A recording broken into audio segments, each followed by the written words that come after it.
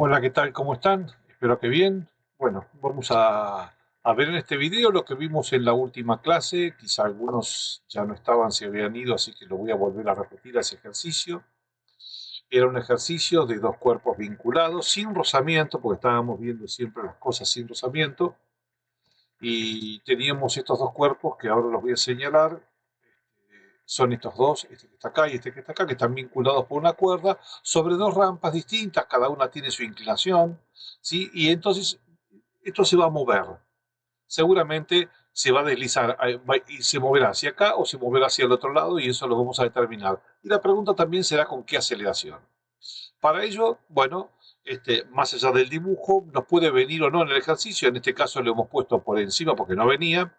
Y esto ya está escrito por mí, en el pizarrón lo hicimos en el momento, donde decimos que de izquierda a derecha es el sentido positivo, no solamente para los ejes cartesianos que tenemos, sino también para decir que se mueve el sistema de izquierda a derecha. O sea que podemos elegir cada vez que resolvamos un ejercicio de estos el sentido positivo para los ejes y que coincida con el sentido de movimiento para no hacernos mucho lío. Entonces ponemos que el sentido es positivo para los ejes y también para el sentido de movimiento. Entonces comenzamos y vemos en cada una de estas masas las fuerzas que intervienen. Estos son los diagramas de fuerzas que intervienen. Tenemos la masa 1 donde vemos a PX, a PI, a P, al peso, la normal, que es la que responde a PI, y la tensión de la cuerda. En la masa 2 tenemos el peso de la masa 2, tenemos PX para este lado, tenemos PI para acá, la normal, API, es la que responde a PI, y la tensión de la cuerda. Bueno, para hacer los diagramas de cuerpo libre nos vamos a ocupar solamente del eje X, no del eje Y, porque como no hay rozamiento, no tiene ninguna intervención el eje Y. Entonces hacemos el diagrama de cuerpo libre solo para los ejes X de cada uno de ellos. En el caso de la masa 1, el sentido positivo es hacia acá, entonces T es positivo y Px1 es negativo, y esto es igual a la masa 1 por la aceleración. Acuérdense que sobre X nada. Y en el caso del diagrama de cuerpo libre de 2, T va a ser negativo y Px2 va a ser positivo, y esto va a ser igual a masa 2 por la aceleración. Bueno, ahora lo que hacemos es sumar miembro a miembro cada uno de estas dos expresiones, que se convierte en esto que está acá. En el primer miembro teníamos menos Px1 más T, en el segundo menos T más Px2. Vemos que T se cancela, sobrevive Px2 en el primer miembro y Px1 que es negativo, por lo tanto pongo Px2 menos Px1. Acá me queda masa 1 por la aceleración más masa 2 por la aceleración. Como el sistema tiene los cuerpos que están vinculados, para nosotros es como un solo bloque, que están vinculados por una soga, pero es un solo bloque. La aceleración que tenga uno será la misma que tenga el otro, por lo tanto las aceleraciones en cada uno de estos bloques son iguales, es la misma. Entonces la saco como factor común. Y esta masa 1 y masa 2, que está multiplicando, la paso dividiendo para este lado. Y reemplazo. Px2, ya hago el cálculo acá, lo calculo como P2 por el coseno de 48 y me da 33,4565. Y Px1 me da 33,1615. Entonces me va a quedar Px2 menos Px1, dividido la suma de las masas, que es 9 kilogramos. Hago este cociente y me queda que la aceleración es 0,0327. Lo importante acá es, bueno, por un lado que la aceleración es muy bajita, se moverá muy lentamente, pero es positiva. Y yo había supuesto, en el primer caso, que se movía para el lado positivo, entonces estaba bien. O sea, se está moviendo en el sentido correcto, en el sentido positivo. ¿Sí? Eso es lo que me dicen las fórmulas cuando la aceleración, el sentido, el signo de la aceleración coincide con el sentido de movimiento que yo había elegido. Bueno, acá lo que estamos mostrando es un pequeño análisis de unidades para el cociente entre Newton y kilogramo. Si Newton, que es kilogramo por metro sobre segundo cuadrado, lo divido por kilogramos, se cancelan los kilogramos, me quedan metros sobre segundo cuadrado, que es justamente la unidad de la aceleración. Bueno, vamos a ver ahora el rozamiento, de qué se trata, ¿sí? Bueno, este es el dibujo que nosotros hemos representado para rozamiento. Tenemos una persona que hace fuerza arrastrando una caja hacia adelante, como indica esta flecha, y vamos a tomar esto que pasa acá, le sacamos como una foto, lo ampliamos muchísimo, inclusive pondríamos un microscopio en esta zona en la que se está arrastrando y veríamos esto que está acá. Veríamos que la rugosidad que hay en la superficie que está arriba, que es el cajón de madera, y la superficie que está abajo, es posible que muchas veces cuando yo lo coloque y lo vaya empujando, se encastren y se enganchen. Y eso, microscópicamente, es lo que produce el efecto de rozamiento. Porque hay que hacer una fuerza para vencer esos pequeños encastres que hay ahí entre estas dos superficies. Entonces lo que podemos decir, redondeando, es que el rozamiento es la fuerza que se opone al sentido de movimiento de dos superficies en contacto. Esto se debe a las rugosidades e imperfecciones de cada una de las superficies. Estas imperfecciones hacen que se encastren muy sutilmente y que sea necesario realizar una fuerza para vencerlo. Esta fuerza es la fuerza de rozamiento. La fuerza de rozamiento depende fuertemente de la fuerza con la que se apretan las dos superficies en contacto. En este caso, la caja está apretada contra el piso por su propio peso. Entonces, el peso es la fuerza que está produciendo el contacto. A eso lo llamamos, después vamos a ver, tiene un nombre muy especial que es normal. ¿Por qué? Porque en una rampa, la fuerza que lo aprieta contra la rampa no es exactamente el peso, sino la componente del peso que se descompone en forma perpendicular a esa superficie. Si se trata de una caja apoyada en el suelo o una rampa, esta fuerza se puede calcular, tomando nota de esa normal, le llamamos normal esa fuerza que calculamos, a la superficie. Y también podemos conocer la fuerza necesaria para mover el objeto. Entonces, el cociente entre estas dos magnitudes tomadas como escalares se lo llama coeficiente de rozamiento. Tradicionalmente le ponemos el nombre de mu en letras griegas. Ahora vamos a ver cómo escribimos eso. Entonces, tenemos una caja horizontal, le aplicamos una fuerza y esta caja tiene un peso que lo ponemos en azul y responde en la superficie con una fuerza normal. Entonces, las superficies en contacto están de alguna manera apretándose entre sí. Ya sabemos que microscópicamente hay ciertos encastres para los cuales hay una fuerza que se va a gastar solamente para vencer esos encastres. Esa fuerza es la fuerza de rozamiento. Entonces, la fuerza de rozamiento dividido la normal, que en este caso coincide con el peso, ¿sí? Me da lo que llamamos el coeficiente de rozamiento, y esta es la letra que decíamos que se llamaba mu. Si esta n que está dividiendo la pasa multiplicando, la fuerza de rozamiento se calcula como mu por n. ¿Sí? Acuérdense que mu, hay tablas para mu. Mu es un factor que se saca de tablas, que se saca de experiencias, se pone en contacto distintas superficies, se hacen tablas enormes, donde figuran los mu de todas las superficies, a distintas condiciones de humedad y temperatura, porque puede cambiar también por eso, y entonces se tiene un panorama de cómo va a ser el deslizamiento de una superficie sobre otra. Cuando es una rampa como esta, el peso no es exactamente la fuerza que aprieta a la caja sobre la superficie, sino que es la componente que es perpendicular, que es esta, PI. Entonces la normal acá es PI. Si bien la fuerza de rozamiento sigue valiendo, que es muy por la normal, acá era el peso, porque la caja era horizontal, pero acá esta normal es PI, ya no es el peso, porque siempre esa fuerza que lo está apretando contra la superficie. El coeficiente de rozamiento es un número que va desde 0, para cuando resbala de manera perfecta sin ninguna clase de roce, hasta 1 cuando el rozamiento es igual a la normal. Este rozamiento se llama estático, el que nosotros estamos estudiando, porque saca el objeto del reposo. Existe otro rozamiento que se llama rozamiento dinámico, que es el que tiene efecto durante el movimiento del objeto. ¿Sí? Pero, como pongo acá más abajo, por razones de sencillez, nosotros en nuestro estudio, en nuestro curso de este año, solo usaremos el estático siempre. No vamos a usar el dinámico, porque tendríamos que pensar que cada vez que un objeto se pone en movimiento, vence primero el rozamiento estático, y una vez que se pone en movimiento, tengo otro rozamiento que es el dinámico. Y entonces debería hacer de vuelta todos los cálculos con este nuevo rozamiento. ¿Sí? Nosotros no vamos a entrar en ese estudio más detallado, más pormenorizado, sino que vamos a trabajar siempre con el rozamiento estático como si fuese el rozamiento de todo el sistema. Bueno, ahora que conocemos rozamiento y vimos la fórmula, vamos a realizar el mismo ejercicio anterior, pero con rozamiento entre sus superficies. Exponemos este ejercicio, que era el que habíamos visto nosotros anteriormente. Sigue siendo lo mismo, es un sistema, como el de la figura, se quiere saber para qué lado se mueve el sistema, M1 y M2, cuál es su aceleración, y acá pone el sistema no tiene rozamiento, no, acá me olvidé de borrarlo, acá el sistema ahora sí tiene rozamiento. ¿sí? Porque es el mismo del anterior, pero sí tiene rozamiento.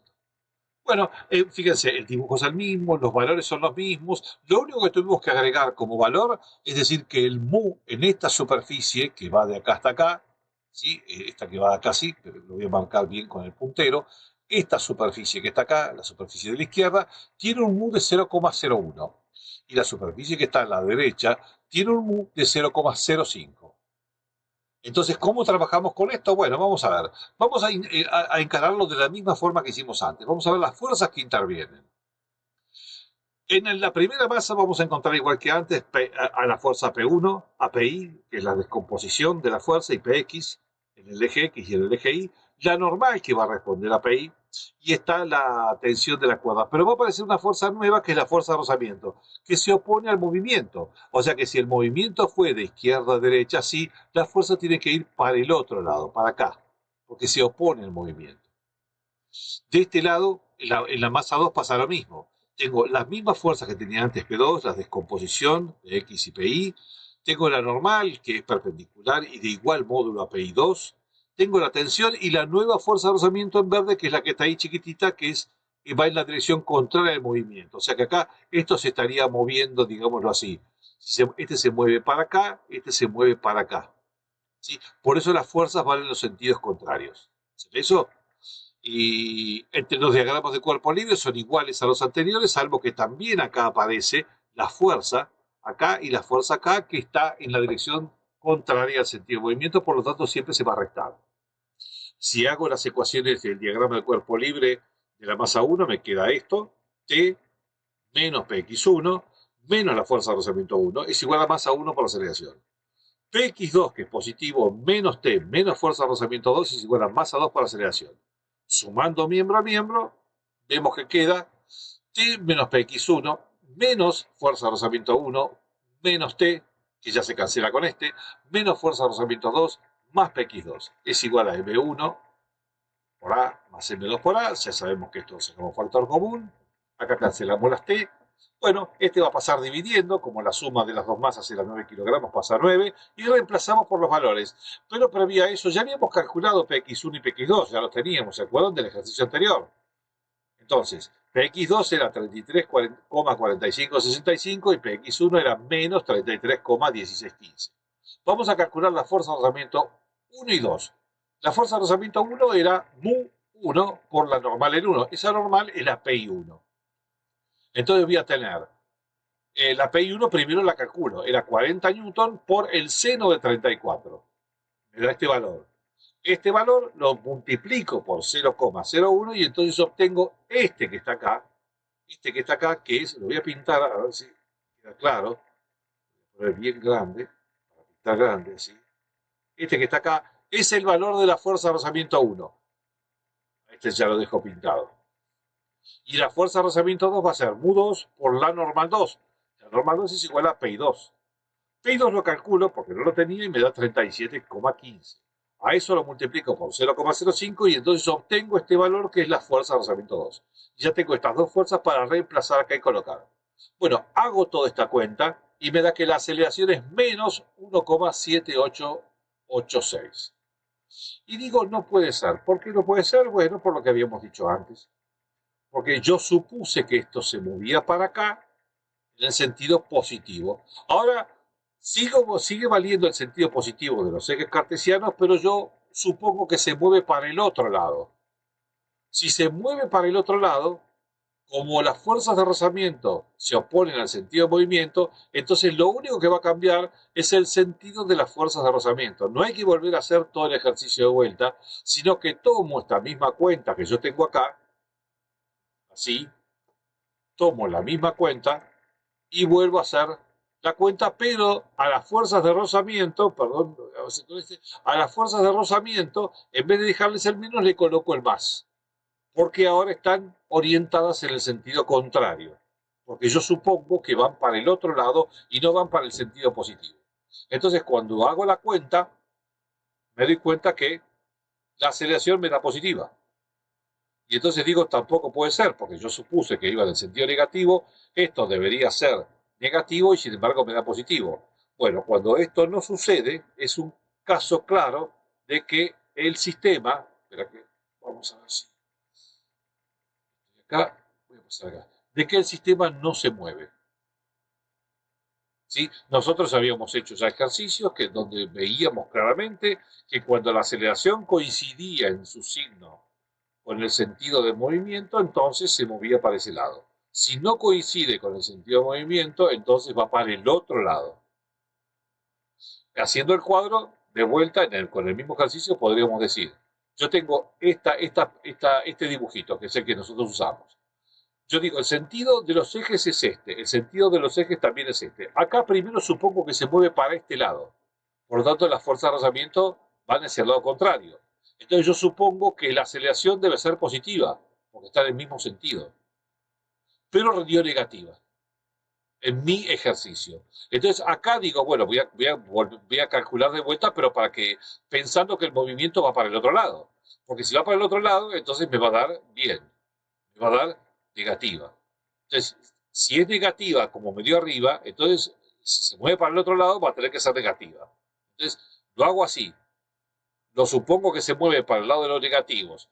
Debería haberme dado negativo, pero me dio positivo. Entonces, cuando yo cambio los sentidos de movimiento y me da en contrario y me dice que se mueve para uno o para otro, entonces este sistema no se está moviendo. Yo lo coloco acá y permanece quieto debido a la fuerza de rozamiento. El sistema no se mueve. Y cuando se mueve nos pasa lo que nos pasó en el sistema anterior, de que sí coincidía. Espero que eso haya quedado claro, si no lo vemos en clase. Bueno, vamos a hacer algunos ejercicios donde vamos, más que nada para darnos una idea y tener bien en claro de qué se trata la fuerza de rozamiento. Vamos a calcular la aceleración en los diferentes casos. ¿Sí? Tenemos una rampa que tiene 20 grados y una masa de 3 kilogramos colocada arriba. Solamente pedimos la aceleración. ¿Sí? ¿Para qué distintos casos? Bueno, para distintos coeficientes de rozamiento, como ponemos acá, distintos coeficientes de rozamiento entre superficies. En el primer caso, el coeficiente de rozamiento es 0,05, en el segundo 0,1 y en el tercero 0,2. ¿Sí? Pero las condiciones del problema siguen siendo las mismas, 20 grados de ángulo y todo eso, y la masa y el peso y todo no cambia nunca. Solamente le cambiamos el coeficiente de rozamiento. Entonces hacemos, para el caso 1. Bueno, primero conozco los valores de PI y P y la decomposición del peso. Como el peso es 30 newton, ¿sí? Porque estamos tomando una G, acuérdense, lo voy a colocar igual acá, para que eso quede claro. La G para nosotros acá va a ser de 10 metros sobre segundos al cuadrado. ¿Sí? La estamos redondeando a este valor que está acá. Entonces, G por M me da el peso y esto es 30 newton. 30 newton por el coseno de 20 es 28,19. 30 newton por el seno de 20 es 10,26. Este es PI y este es PX. Entonces, para calcular la fuerza de rozamiento yo necesito PI. Entonces hago el coeficiente por PI, que es 28 y me da 1,41 newton. Hago el diagrama de cuerpo libre, que es este para todos en realidad, porque lo que va a variar va a ser la magnitud de la fuerza de rozamiento. Hago este diagrama de cuerpo libre y digo que es PX menos fuerza de rozamiento, para el caso A, es igual a M por A. Bueno, M vale 3 kilogramos, vamos a estar dividiendo, PX vale 10,26, menos 1,41 dividido 3, la aceleración me da 2,95. Bien, ahora vamos a hacer el mismo cálculo, pero utilizando el 0,1, o sea que tanto PI como PX es el mismo valor, pero la fuerza de rozamiento ya no es 0,5, sino que es 0,05, sino que es 0,1.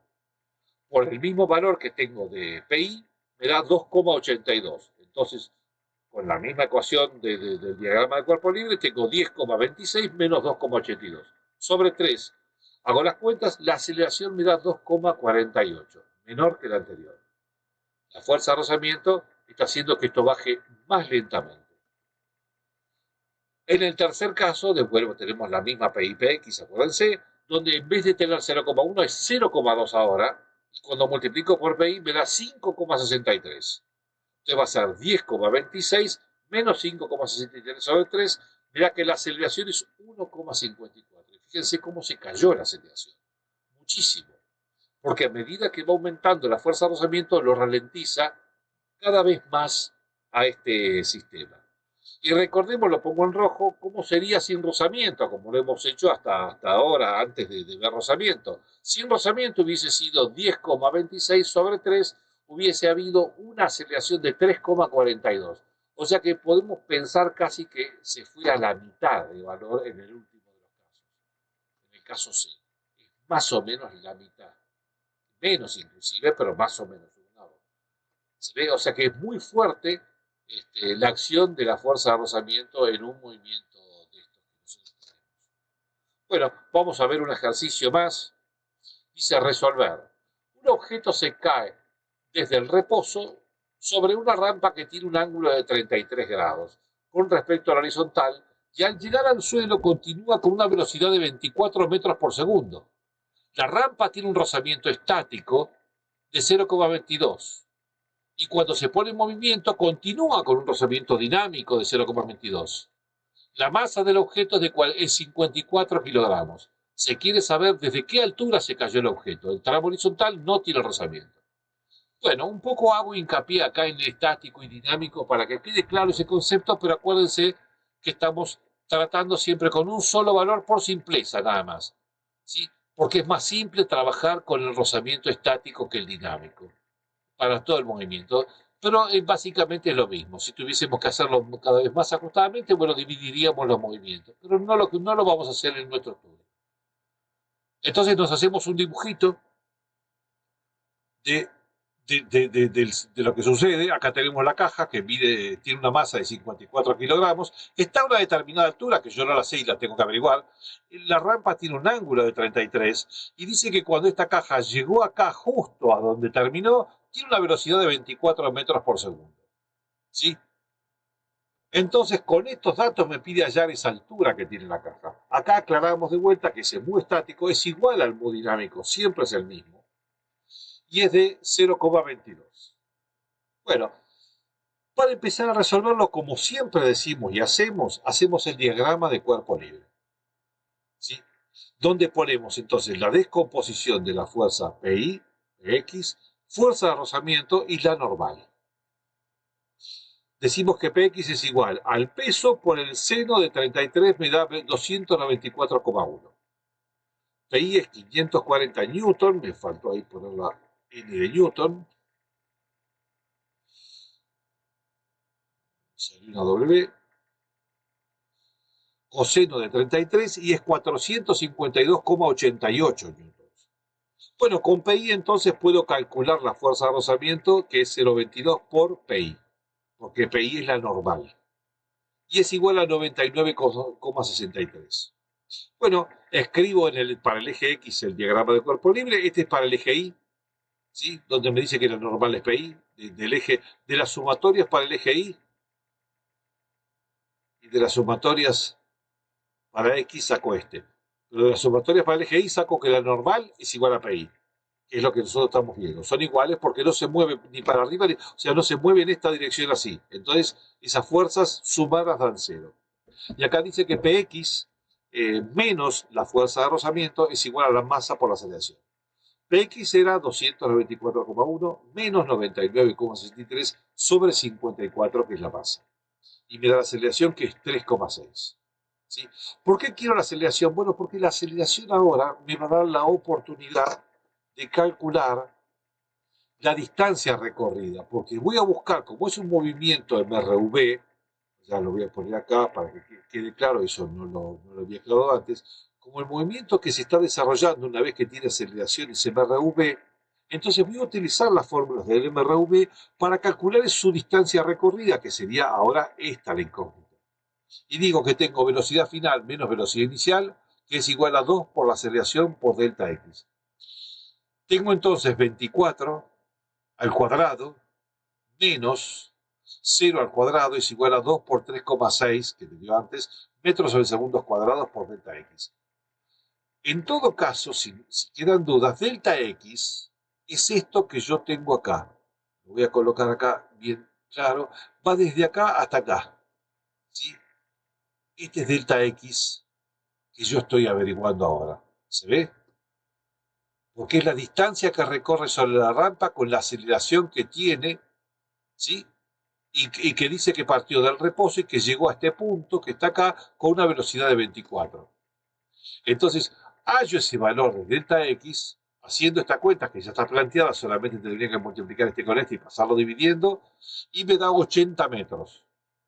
Entonces, haciendo trigonometría, nosotros sabemos que si este lado que está acá es 80 metros y tengo un ángulo de 33 grados, entonces la altura, que es el opuesto al de 33, porque es el opuesto, y esta es la hipotenusa, estaría relacionada con el seno.